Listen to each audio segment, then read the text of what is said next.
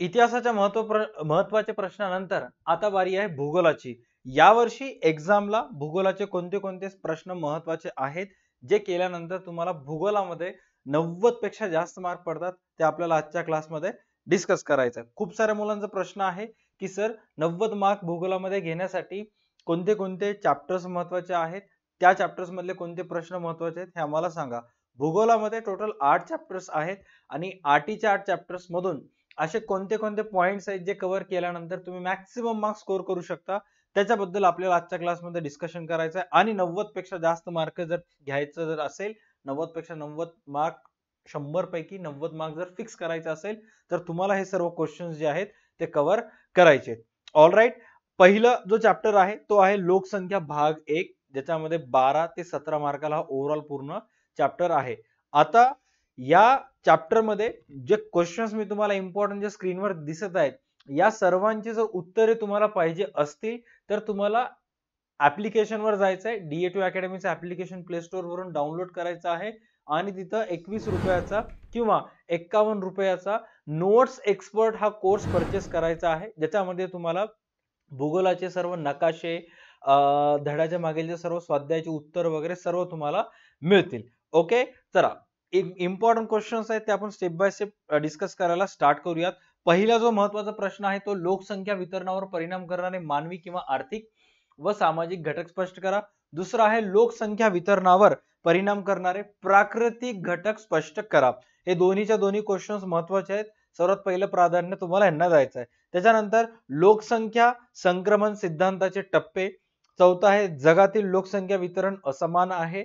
पाचवं आशिया खंडाची लोकसंख्या घनता सर्वाधिक आहे आणि सहावं पर्वतीय क्षेत्रात लोकसंख्या कमी असते, त्याची जे कारणे वगैरे आहेत जे पण असेल ते तुम्हाला लिहायचं आहे। आता पहिल्या धड्यामध्ये हे सर्वच्या सर्व 6 प्रश्न जे आहेत ते तुम्ही कव्हर केलात तर गॅरंटीड जो पहिला धडा जो आहे 12 मार्क आहे तो तुमचे कव्हर होतात।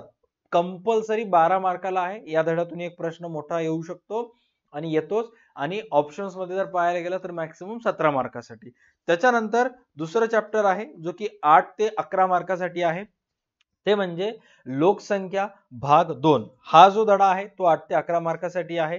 धड्यातला सर्वात पहिला महत्त्वाचा प्रश्न आहे लोकसंख्या रचनेवर होणारे स्थलांतराचे लोकसंख्या रचनेवर होणारे परिणाम स्पष्ट करा।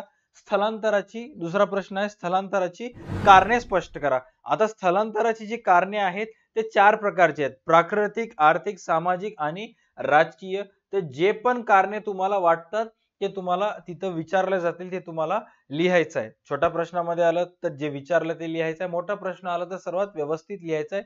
काय अशा पद्धतीनं त्याचे जे नोट्स आहेत हे तुमच्याजवळ कलेक्शन ठेवू शकता किंवा स्क्रीनशॉट सुद्धा काढू शकता। आता अशा प्रकारचे जे सर्व माइंड मॅप म्हणा, टी डायग्राम्स म्हणा, भूगोलाचे सर्वच्या सर्व धड्याचे उपलब्ध आहेत।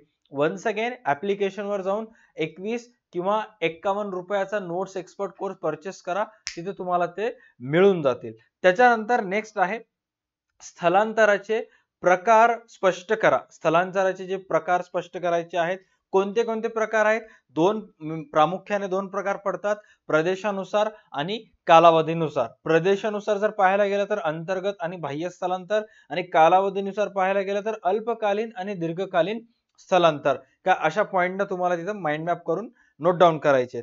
त्याच्यानंतर चौथा प्रश्न आहे विकसित राष्ट्रात शेती व्यवसायात गुंतवलेल्या लोकांची संख्या कमी आहे। जे विकसित राष्ट्र आहेत त्या विकसित राष्ट्रात शेती व्यवसायात गुंतवलेल्या लोकांची लोकसंख्या कमी आहे, त्याची भौगोलिक कारणे तुम्हाला तिथं लिहावयाची आहेत। पाचवा प्रश्न आहे स्थलांतरामुळे शहरात अनेक समस्या निर्माण झाल्या आहेत। सहावा प्रश्न आहे स्थलांतर नेहमीच कायमस्वरूपी असते असे नाही। सातवा आहे लोकसंख्या मनोरा व लिंग गुणोत्तर। हे एक्झामला मोस्ट ऑफ टाइम विचारलेला प्रश्न आहे। आता खूप साऱ्या विद्यार्थ्यांचा डाऊट येते की सर मला अशी भीती वाटायला की मी भूगोलामध्ये नापास होऊ शकतो। ओके, तर त्या सर्व स्टुडंटला मी सजेस्ट करेन धडा क्रमांक 1, धडा क्रमांक 2, 4 आणि 5, 1 2 4 5 एवढं जर करून गेलं गॅरंटीड 50 पेक्षा जास्त मार्क तुम्ही स्कोर करू शकता। ओके, त्याच्यानंतर तिसरा आहे मानवी वस्ती आणि भूमी उपयोजन। आता मानवी वस्ती व भूमी उपयोजन हा जो चॅप्टर आहे हा तुम्हाला एक्झाम मध्ये दुसरा चॅप्टर एवढाच म्हणजेच 8 ते 11 मार्कासाठी विचारण्यात येतो. आता याच्यामध्ये सर्वात पहिला आहे ग्रामीण वसाहतीचे वैशिष्ट्य सांगा. दुसरा प्रश्न आहे वस्त्यांचे आकृतिबंध किंवा प्रकार. आता वस्त्यांचे आकृतिबंध किंवा प्रकार म्हणजे काय, एक्झॅक्ट वस्त्यांची आकृती तुम्हाला तिथं काढावयाची असते किंवा शो केलेली असते, काय अशा पद्धतीने तिथे तुम्हाला ड्रॉ करायची असते. ओके, जसं की रेषीय वस्ती काय अशा पद्धतीने असते, जसं की तुम्ही ऍट दिस मोमेंट स्क्रीनवर चेक करू शकता. All right, done. त्याच्यानंतर नेक्स्ट आहे केंद्रोत्सारी वस्ती, त्याच्यानंतर आहे केंद्रित वस्ती. राईट, स्क्रीनवर एक एक मी शो करण्याचा प्रयत्न करायलो. आय होप दिसत असतील. जर दिसत नसेल तर तुम्हाला जे आहे तुमची रेझोल्युशन क्वालिटी जी आहे ते वाढवायची आहे. वर 3 डॉट वर क्लिक करून ऍडव्हान्स नावाचा ऑप्शनला सिलेक्ट करून 480p वर आपले सर्व व्हिडिओज पाहायचे आहेत. त्याच्यानंतर आहे विखुरलेली वस्ती. विखुरलेली वस्ती म्हणजे काय, सर्व जे घर वगैरे आहेत हे दूर दूर दूर दूर असतात एकमेकांपासून. केंद्रीय म्हणजे काय की तिथं चौक वगैरे येतो आणि मग तिथून कोणत्याही वस्तीमध्ये तुम्हाला जाता येतं. ओके, त्याच्यानंतर आहे वस्त्यांचा आकृतिबद्ध मध्ये जर पाहायला गेलं तर काय अशा प्रकारे वस्त्यांची नावं तिथं दिलेली आहेत. त्रिकोणी वस्ती, वर्तुळाकृत वस्ती, आकारहीन वस्ती. All right. चौथा आहे रेषीय, आयताकृती वस्ती आणि केंद्रोत्सारी वस्ती. त्याच्यानंतर आहे तिसरा प्रश्न शहरांचे कार्यानुसार लोकसंख्येनुसार वर्गीकरण. आता शहरांचे जे आहे ते तुम्हाला कार्यानुसार आणि लोकसंख्यानुसार वर्गीकरण करायचं आहे. तिसरा प्रश्न. चौथा आणि सर्वात महत्वाचा प्रश्न नागरी आणि शहरी वस्त्यांची समस्या. आता नागरी आणि शहरी वस्त्यांची जी समस्या आहेत चेक करा. समस्यांचे जे प्रकार आहेत, आर्थिक समस्यामध्ये जर पाहायला गेलं तर आर्थिक विषमता आढळते, कोणी गरीब कोणी श्रीमंत असते. सामाजिक समस्या कोणत्या कोणत्या आहेत, धार्मिक असहिष्णुता, धर्मामधील वाद असतात, प्रत्येकाला वाटते की त्याचा धर्म श्रेष्ठ असावं. सांस्कृतिक रूढीवाद, मानसिकता, पर्यावरणीय प्रदूषण हे एक समस्या आहे. पायाभूत सोयीसुविधा म्हणजे काय, अतिदाट वस्तीमुळे सोयीसुविधांची कमतरता. जर समस्या व त्यावरील उपाय जर पाहायचा असेल तर मग इथे तुम्हाला लगेच सांगितलेले आहेत उपाय. जसे की धार्मिक सामाजिक जे समस्या आहेत त्याच्यामध्ये सांगितलेले आहेत की धार्मिक असहिष्णुता. आता त्याच्यावर उपाय जर काढायचा असेल तर उपाय काय दिलेला आहे चेक करा. धर्मनिरपेक्षतेचा प्रचार करावा. त्याच्यानंतर सांस्कृतिक रूढीवाद मानसिकता, जनतेचे शिक्षण करावे आणि प्रदूषण ही सुद्धा एक समस्या आहे, त्याच्यावर उपाय काय, कठोर कायदे करण्यात यावेत. अशा प्रकारचे सर्व नोट्स जे आहेत ते तुम्हाला 21 रुपयाच्या नोट्स एक्सपर्ट कोर्स मध्ये मिळून जातील. ओके, मी 21 आणि 51 मध्ये कन्फ्युज काय करावं, कारण टॅक्स खूप लागत असल्यामुळे त्या कोर्सवर जे आउटपुट इन्कम आहे ते आम्हाला मिळत नाहीये, त्याच्यामुळे मे बी त्याची प्राइस जी आहे ते तुम्हाला समटाइम्स 51 तिथं दिसू शकते. ओके, त्याच्यानंतर नेक्स्ट जो प्रश्न आहे तो आहे ग्रामीण वसाहतीमध्ये भूमी उपयोजना हे शेतीशी निगडीत असते. 6वा आहे सर्वच ग्रामीण वस्तींचे रूपांतर नागरी वस्तीत होते असं नाही. 7वा आहे भूरचनेचे वसाहतीवर कसा परिणाम होतो. एवढं जर करून घेतलं तिसरं चॅप्टर सुद्धा क्लिअर, काहीच नाही त्या तिसऱ्या चॅप्टर मध्ये. चौथं चॅप्टर आहे 8 पैकी चौथं चॅप्टर प्राथमिक आर्थिक क्रिया. आता हा जो चौथा चॅप्टर आहे प्राथमिक आर्थिक क्रिया, याच्यामध्ये काही महत्वाचे प्रकार आहेत. जसे की सर्वात पहिला आहे शेतीचे प्रकार व त्यांचे वैशिष्ट्ये, जे की तुम्हाला फरक स्पष्ट करामध्ये येऊ शकते. त्यानंतर मानवाच्या विविध प्राथमिक व्यवसाय थोडक्यात स्पष्ट करा. मानवाच्या विविध प्राथमिक व्यवसाय थोडक्यात स्पष्ट करा, जे की फरक स्पष्ट करामध्ये सुद्धा येऊ शकते किंवा कोणत्याही ठिकाणी तुम्हाला विचारले जाऊ शकतात. आता हे सर्व प्रश्न अशा प्रकारचे आहेत ज्याच्यामुळं तुमचे मोठे मोठे जे क्वेश्चन्स आहेत प्रश्नपत्रिकेच्या स्वरूपामध्ये, जसे की प्रश्नपत्रिकेचा आराखडा जर असाल तुमच्याजवळ तर 5वा 6वा 7वा हे सगळे दीर्घोत्तरी प्रश्न आहेत. हे प्रश्न जर कव्हर केलं तर तुमचे वस्तुनिष्ठ प्रश्न सुद्धा म्हणजे ऑब्जेक्टिव्ह सुद्धा व्यवस्थित कव्हर होतात. त्याच्यानंतर प्रश्न क्रमांक 3 भारतात मानवाच्या दुसरा ऑलमोस्ट झाला. ओके, 3 भारतात शेती व्यवसाय मोठ्या प्रमाणात केली जाते, शिकारीवर बंदी घालण्यात आली आहे. 5वा मासेमारी व्यवसायात जपान अग्रेसर आहे. नकाशा वाचन हे भूगोलच्या सर्व विद्यार्थ्यांना माहित पाहिजे, जगाचा जो ग्लोब आहे, कारण त्यांना त्या नकाशामध्ये विविध गोष्टी फाइंड आउट करायच्या असतात. आता इथे तुम्हाला प्रश्न विचारलेला आहे की मासेमारी व्यवसायात जपान अग्रेसर आहे. आता तुम्हाला माहितीच आहे जपान च्या अवतीभोवती जो आहे तो पूर्णपणे समुद्र किनारपट्टी वगैरे असलेली आहे, त्याच्यामुळं कदाचित तिथे ते जास्त असू शकतो. कारणे तुम्हाला फाइंड आउट करायचे आहेत, अभ्यास करा, ऑटोमॅटिकली माहित होईल. त्याच्यानंतर 6वा मळ्याच्या शेतीचे वैशिष्ट्य आणि फरक. आता मळ्याची जर शेती पाहायला गेलं तर काही अशा प्रकारे, जसं की उटीला जेव्हा तुम्ही जर बघताल तर तिथं पर्वतीय रांगा आहेत, जी जमीन आहे समतल नाहीये, त्यामुळे तिथं मळ्याची शेती केली जाते. पहाडासारख्या उतरत्या ह्याच्यावर, ओके, जी जमीन असते ते सपाट नसते. त्याच्यानंतर त्याची जर वैशिष्ट्य पाहायला गेलं तर शेतीचा आकार मोठा, भांडवलाधिष्ठ शेती, एक पीक शेती पद्धत असते. अशा प्रकारचे त्याचे काही पॉइंट्स तुम्हाला त्या 21 रुपयाच्या नोट्स मध्ये मिळतील. मंडई शेतीवर एक वेळेस वाचून घ्यायचं आहे की मंडई शेती कशा प्रकारची असू शकते, काय नाही. त्याच्यानंतर पॉइंट आहे स्थलांतरित शेती, राईट. स्थलांतरित शेतीचे जे वैशिष्ट्य वगैरे आहे ते तुम्हाला इथं दिसत आहेत की स्थलांतरित शेतीचे एक्झॅक्ट कोणते कोणते वैशिष्ट्य आहेत. All right, done. त्याच्यानंतर नेक्स्ट जो क्वेश्चन आहे याच्याशी संबंधित ऍट दिस मोमेंट तुम्ही चेक करू शकता की स्थलांतरित शेती कशा प्रकारची असते आणि त्याचे काही वैशिष्ट्य जे आहेत ते तुम्हाला हे वैशिष्ट्य इथं दिसत असते. जसे की उत्पादन फारच कमी, वने जाळून जमिनीतील शेतीसाठी वापर, उत्पादन फक्त 2 ते 3च वर्ष घेता येतो. असे काही पॉइंट्स मी काढण्याचा प्रयत्न केलेला आहे. Okay, done. त्याच्यानंतर मासेमारीवर परिणाम करणारे घटक. आता फक्त आणि फक्त इथं प्रश्नामध्ये मासेमारीच दिलेलं आहे, बट तुम्ही जर थोडंसं ऑब्झर्व करताल तर इथं अनेक व्यवसायांवर परिणाम करणारे घटक मी इथं आणण्याचा प्रयत्न केलेला आहे. जसे की नैसर्गिक घटक असू शकतात, मानवनिर्मित घटक असू शकतात. जसे की आता चेक करा, इथं सर्वात पहिले तुम्हाला शेती सांगितलेलं आहे. शेती, पशुपालन, मासेमारी, खाणकाम, लाकूड तोड, फळे कंदमुळे गोळा करणे.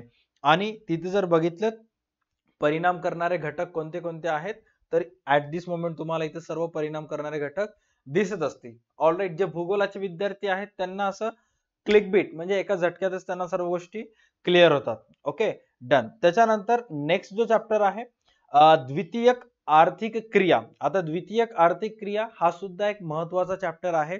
याच्यामध्ये काय काय पॉइंट्स आहेत ते चेक करा.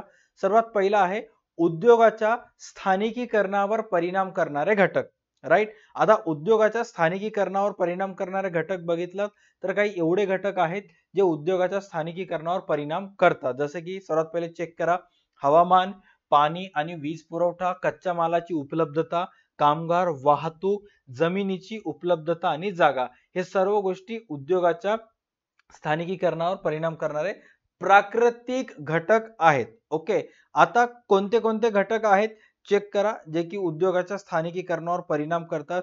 सर्वात प्रथम जो पहिला कॉलम आहे त्याच्यामध्ये तुम्हाला उद्योगाचे नाव दिसत असतील.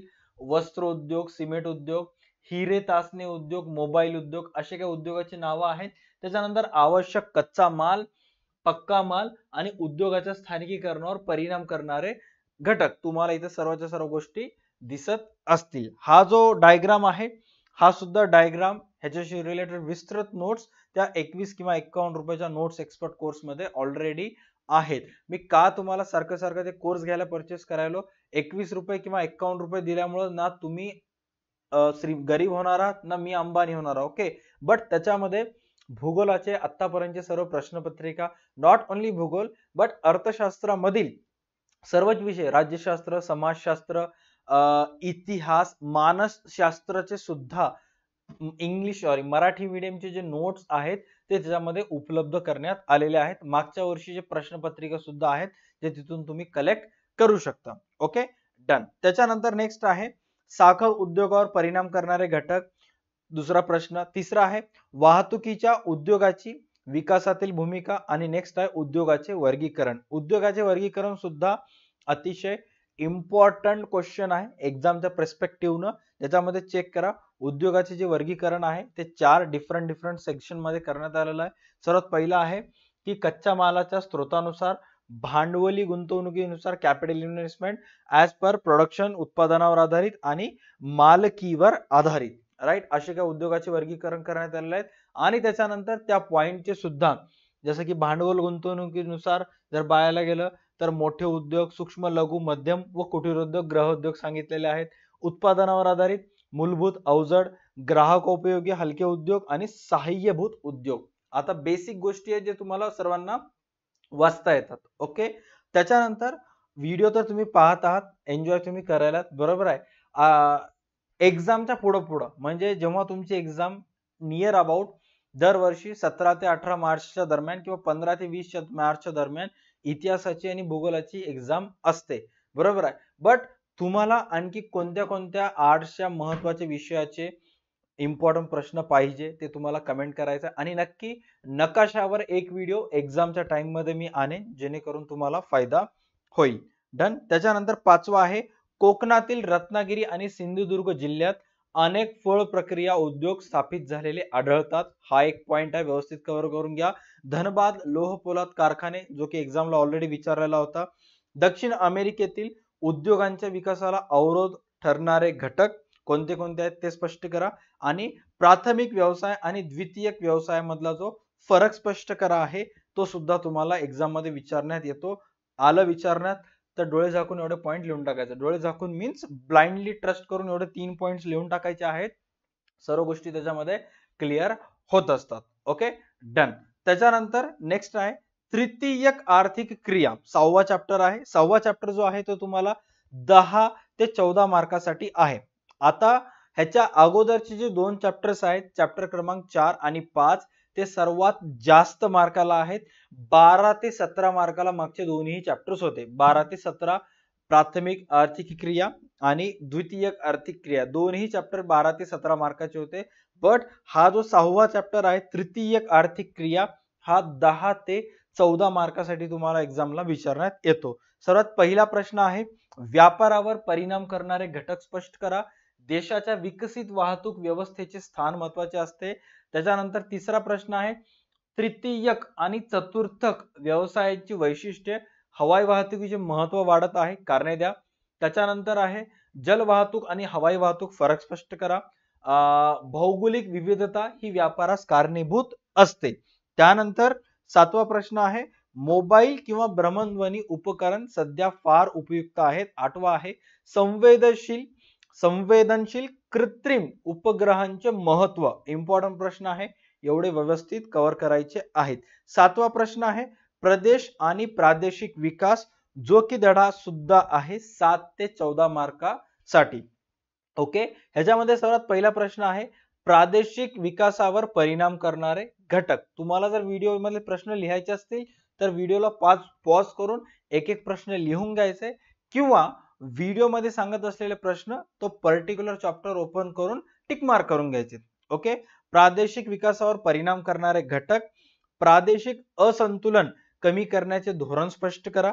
तिसरा आहे, कार्यात्मक प्रदेश व औपचारिक प्रदेश. राईट. आता याच्यामध्ये जर प्रादेशिक विकासावर परिणाम करणारे घटक जर पाहायला गेलं तर कोणते कोणते चेक करा.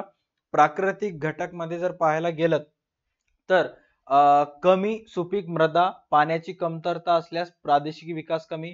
लोकसंख्येमध्ये पाहायला गेलं तर लोकसंख्या व गुणवत्ता आवश्यक, स्थलांतरामुळे साधन संपत्तीवर ताण. म्हणजे परिणाम करणारे घटक आणि कोणते कोणते परिणाम करत आहेत ते सर्व घटक आणि परिणाम तुम्हाला इथं ऍड करण्याचा प्रयत्न केलेला आहे. त्याच्यानंतर दुसरा प्रश्न, तिसरा प्रश्न ऑलरेडी झाला. 4था प्रश्न आहे, निरक्षरता, दारिद्र्य यासारख्या घटकाचा प्रादेशिक विकासावर परिणाम होतो. 5वा आहे, संसाधनाची साधने असलेली प्रदेशही अविकसित असतात. 6वा आहे, प्राकृतिक प्रदेश आणि राजकीय प्रदेश, जे की इथे तुम्ही पाहू शकता. छोटस फरक स्पष्ट करा, तुम्हाला इथं दिसत असेल प्राकृतिक प्रदेश आणि राजकीय प्रदेश. आणि सर्वात इम्पॉर्टंट हा जो क्वेश्चन होता, कार्यात्मक प्रदेश आणि औपचारिक प्रदेशचा जो फरक स्पष्ट करा आहे काय, अशा पद्धतीने तुम्ही लिहू शकता. ओके, चेक करा स्क्रीनवर. कार्यात्मक प्रदेश मध्ये तुम्ही सर्वात पहिले मांडू शकता की कार्यात्मक प्रदेश सामाजिक आणि आर्थिक दृष्ट्या एकक म्हणून कार्य करण्यासाठी निर्माण केला जातो. तर औपचारिक प्रदेश जे आहे ते वास्तव करणाऱ्या लोकसमूहात एक किंवा अनेक वैशिष्ट्ये समान असू शकतात. आणि असे काही अनेक पॉइंट्स जे आहेत त्याच्यामध्ये ऍड केलेले आहेत. हे सर्व पॉइंट्स तुम्हाला त्या 51 रुपयाच्या कोर्स मध्ये इन डेप्थ मिळून जातील. Okay, done. त्याच्यानंतर नेक्स्ट आहे 8वा चॅप्टर, भूगोलाचे स्वरूप व व्याप्ती. राईट, भूगोलाचे स्वरूप व व्याप्ती हा चॅप्टर 8 ते 11 मार्कासाठी आहे. थोडस जो चॅप्टर आहे ते कुठं ना कुठं किचकट आहे, बट थोडा अभ्यास केला तर इझी जाईल. ज्याच्यामध्ये सर्वात पहिले सांगितलेलं आहे भूगोलाचा इतर विषयाशी संबंध स्पष्ट करा. आता भूगोलाचा जर इतर इतर विषयाशी संबंध बघितलं तर प्राकृतिक भूगोल, मानवी भूगोल आणि भौगोलिक पद्धती असे काही तिथं आहेत. असं वाटायला की माझ्या मागून काही चक्र वगैरे येत आहे की मी थोडंसं याला असं बाजूला घेतो. ओके, म्हणजे एक्सप्लेन करायला मला सुद्धा सोपं जाईल. राईट, चेक करा. आता प्राकृतिक भूगोलमध्ये काय काय सांगण्यात आलेलं आहे? भूशास्त्र, हवामानशास्त्र, जीवशास्त्र आणि मृदाशास्त्र किंवा मृदा भूगोल असं सांगण्यात आलेलं आहे. प्राकृतिक म्हणजे जे आपल्या अवतीभोवती असतात. मानवी मध्ये काय सांगण्यात आलेलं आहे? मानवी मध्ये ऐतिहासिक भूगोल, राजकीय, आर्थिक, वर्तणुकीचे, सामाजिक आणि लोकसंख्या हे ह्युमनशी रिलेटेड आहे. आणि भौगोलिक म्हणजे काय की पृथ्वीचे जे फिजिक आहे किंवा पृथ्वीचं जे भौतिक शास्त्र आहे, म्हणजे आपण जे पृथ्वीला पाहतो की खूप सारे शास्त्रज्ञ असं म्हणतात की पृथ्वी चपटी आहे, खूप सारे म्हणतात की पृथ्वी अंडाकृती आहे. ते एक्झॅक्ट जे पृथ्वीशी रिलेटेड भौगोलिक आहेत ते काय काय सांगण्यात आलेलं आहे? संगणकशास्त्र, भूमितीय शास्त्र, संख्याशास्त्र, अभियांत्रिकी शास्त्र. ऑलराईट, हे एवढे पॉइंट जे आहेत ते तुम्हाला त्याच्यामध्ये कव्हर करायचे आहेत. राईट, त्याच्यानंतर दुसरा प्रश्न आहे प्राकृतिक मानवी भूगोलाच्या शाखा थोडक्यात स्पष्ट करा. तिसरा प्रश्न आहे भूगोल अभ्यासकाची कौशल्य स्पष्ट करा, जे की काय असे कौशल्य आहेत. राईट, हे सर्व तुम्हाला त्या नोट्स मध्ये मिळून जातील. त्याच्यानंतर आहे चौथा प्रश्न निसर्गवाद आणि संभाव्यवाद. प्राकृतिक भूगोल, मानवी भूगोल, भूगोल विषयाचे स्वरूप स्पष्ट करा. हे आहेत सर्वच्या सर्व भूगोलाचे 8च्या 8 चॅप्टरचे इम्पॉर्टंट नोट्स, इम्पॉर्टंट क्वेश्चन्स. एवढं जर कव्हर केलं तर गॅरंटीड भूगोलमध्ये 90 पेक्षा जास्त मार्क पडतात. दुसरं तिसरं तुम्हाला काहीच करायची गरज नाही. आता राहिले नकाशे, जे की एक्झामच्या पुढे पुढे व्हिडिओ तुम्हाला नक्की मिळून जाईल मार्च महिन्यामध्ये. सध्या पुरतं तुम्हाला एवढं व्यवस्थित कव्हर करायचंय. ओके, आय होप तुम्हाला जर व्हिडिओ आवडला असेल तर व्हिडिओला लाईक करा, चॅनलला सबस्क्राईब करा. या व्हिडिओजला जर सर्व आर्ट्सच्या स्टुडंटने जेवढेही विद्यार्थी व्हिडिओज पाहत आहेत त्या सर्वांनी जर 200 जरी लाईक्स दिले तर डेफिनेटली नेक्स्ट व्हिडिओ जे नकाशाचा आहे ते लवकरात लवकर मी देईन. कारण आर्ट्सचे मुलं खूप कमी सपोर्ट करतात आपल्या चॅनलला. मागच्या वेळेस पण व्हिडिओ टाकत गेलो होतो पण आर्ट्सच्या मुलांकडून होता, बट यावर्षी आर्ट्सच्या मुलांकडून सपोर्ट आहे. त्यामुळे जर नक्की 200 जर लाईक्स आले डेफिनेटली मी तो व्हिडिओ लवकरात लवकर बनवेन. ओके, चला भेटूयात नेक्स्ट व्हिडिओमध्ये. आणि सर्वात इम्पॉर्टंट कमेंट सेक्शन मध्ये तुम्हाला सांगायचं आहे की याच्यानंतर कोणत्या विषयाचा मी व्हिडिओ बनवू. इतिहास तर झाला, भूगोल झाला. कारण इतिहासाच्या व्हिडिओमध्ये जर तुम्ही जाऊन पाहताल कमेंट सेक्शन मध्ये सर भूगोलाचे महत्वाचे प्रश्न द्या, भूगोल भूगोल भूगोल. आता माझ्या मनामध्ये क्युरिओसिटी आहे की भूगोलाच्या विषयाच्या व्हिडिओमध्ये कोणतं येईल? राज्यशास्त्र येईल, समाजशास्त्र येईल का मग आणखी दुसरं कोणतं तुमचं हिंदी किंवा मराठी येईल? आपण पाहूयात. जेही विषयाचे नाव सर्वात जास्त आले त्याचा मी व्हिडिओ नक्की बनवेन. ओके, चला भेटूयात नेक्स्ट व्हिडिओमध्ये. तोपर्यंत पाहता तुमचं आवडतं YouTube channel DA2 Academy. Tata bye bye, take care and stay connected. भेटूयात नेक्स्ट क्लासमध्ये.